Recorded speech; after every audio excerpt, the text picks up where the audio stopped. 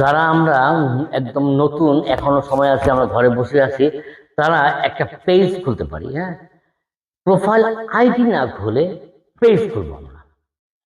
এখন প্রশ্ন আসতে পারে, কেন পেজ খুলবো?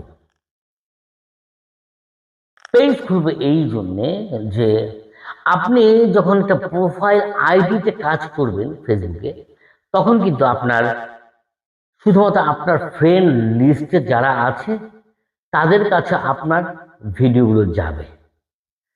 খুব একটা ভিউ কিন্তু হবে না।